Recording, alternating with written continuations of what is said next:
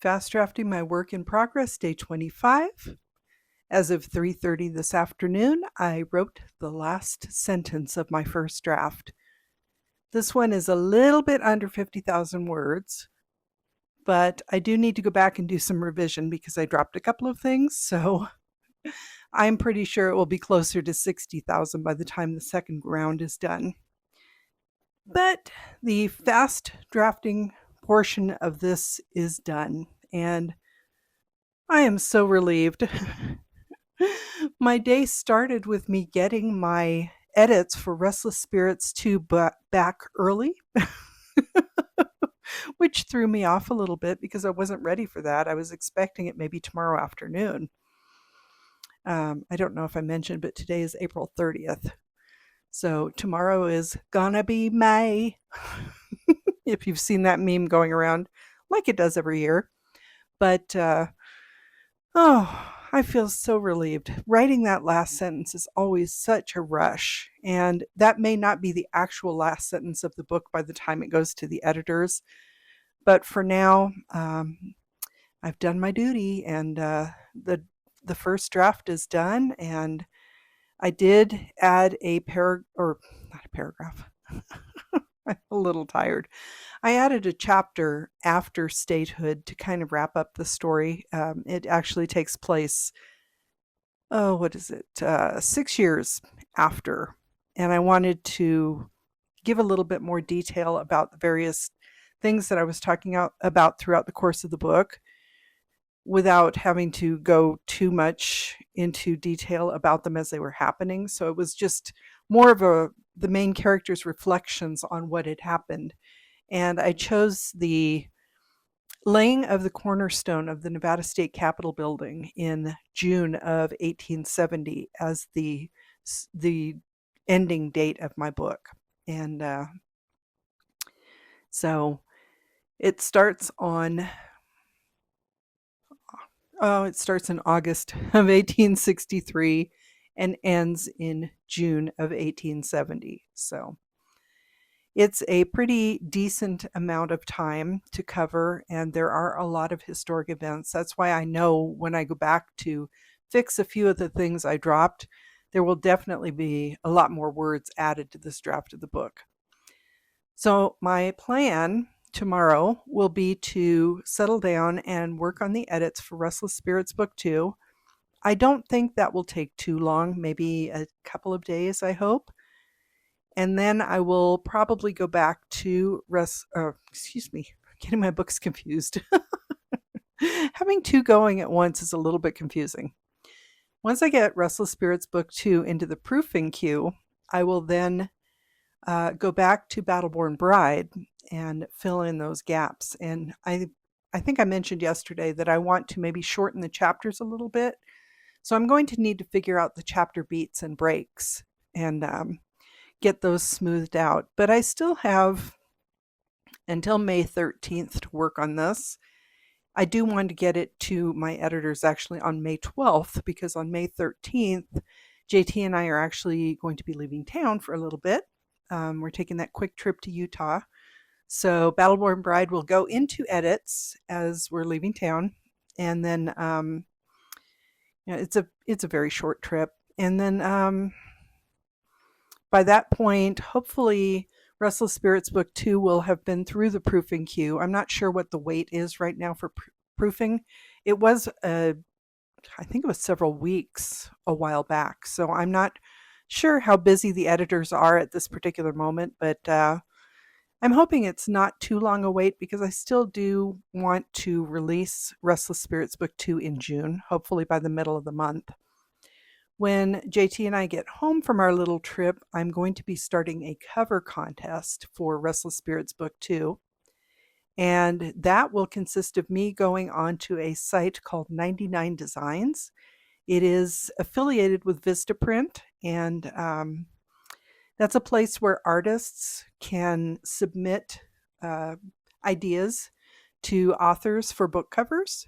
And then the author can give the artist some suggestions to make the covers look more like what they're hoping to be. So multiple artists will vie for the privilege of trying to do the book cover.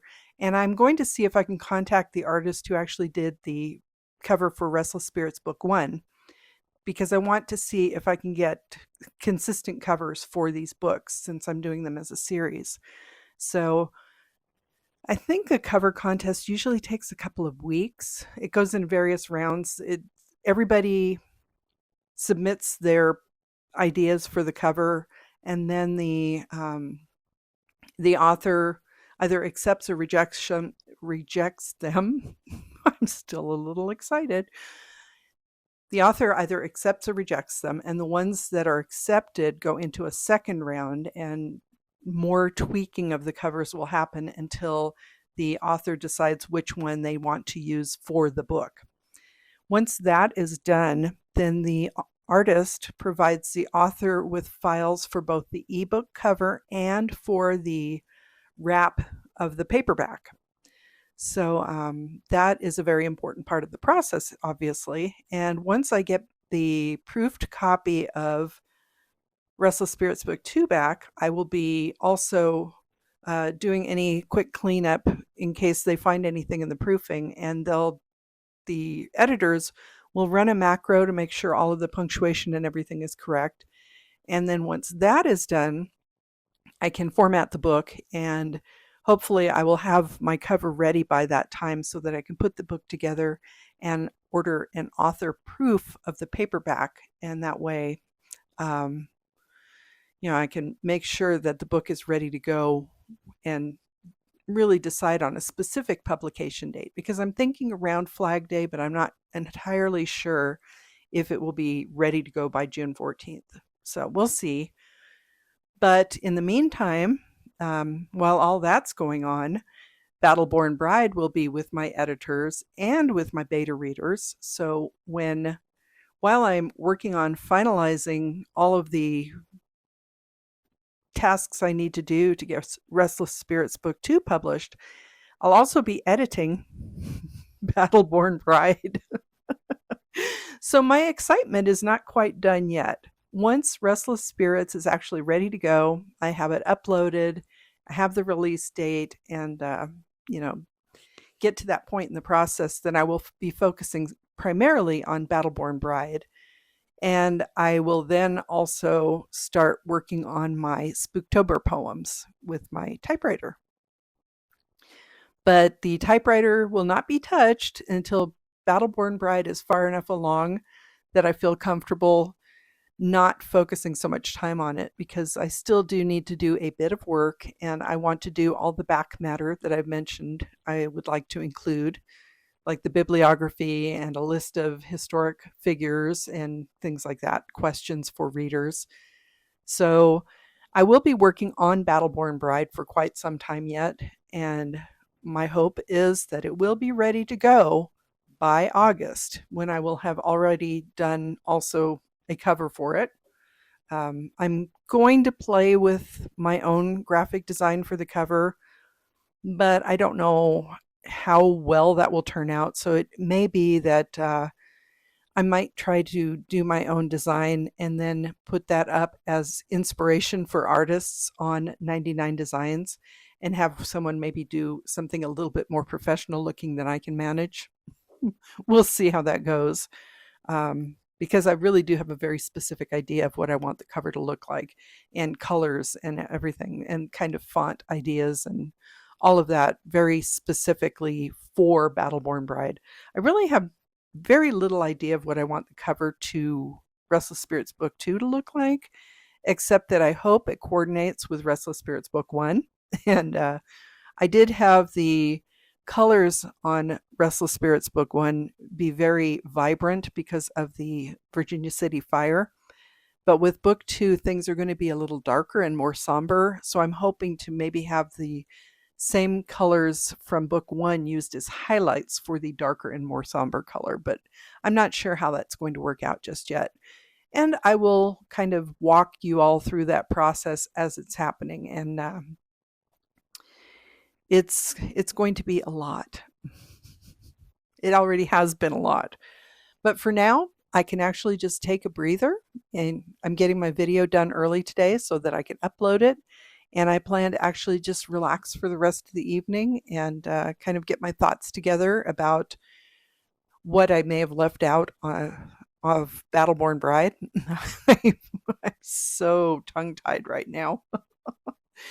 I've already started making notes about what I want to address with Battleborn Bride, and I can't really do that until I look at my edits for Restless Spirits Book 2. And like I said, I'm hoping that doesn't take very long. My first glance was just the first couple of pages of the manuscript, and there is quite a bit of red, but that's okay, that happens. And the way it's done, if you are not someone who writes, is that we submit a Word document to the editors, and the editors use the track changes function to make comments about specific problems they see in the manuscript. So when this manuscript comes back, the author can look at those because they're all in red. It's like the old red pen that we used to use with the paper copies. And track changes actually allows you to either accept the recommended change that the editor has made, or you can decide if it's something that you really need to change, because some of it can be personal preference. Some of it may be actual grammatical problems, but sometimes the wording might be, someone might have something in dialogue that's not really grammatically correct, but that's how people speak. So going through, I will be deciding whether or not I need to make the change. I can either accept the change, and then it just it changes it from what it was to what the editor suggested, and then save the document. And once all the changes are done, hopefully all the red will be gone. But that is an easy way for authors and editors to work with electronic records or electronic documents. And some places I think may use Google Docs, but our editors use Word, and we just send them the Word file and they send it back to us. So the other really important thing to do while editing is to make sure to save the copy with another title. So for example, my current Battleborn Bride is version 1. It's my first draft. Once I do revisions, I will have the first draft, and then I will have Battleborn Bride version 2, which is probably the one that I will send to my editors and my beta readers. Once I get the responses back from them, I will have Battleborn Bride version 3 with all those changes incorporated. That will go to my editors. They will do the Word process where they do the track changes in there.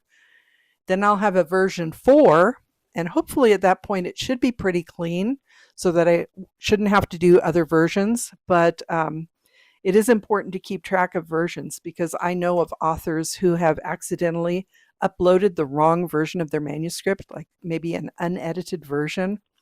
And it's really embarrassing when that kind of thing happens. So like I said, it's very important to keep track of which version of your manuscript you're using. I don't know if all authors keep multiple versions of their manuscript. I like to do that in case I want to go back to an earlier version and pull something that I changed that I felt like maybe should have stayed the same. But it can get very confusing. So,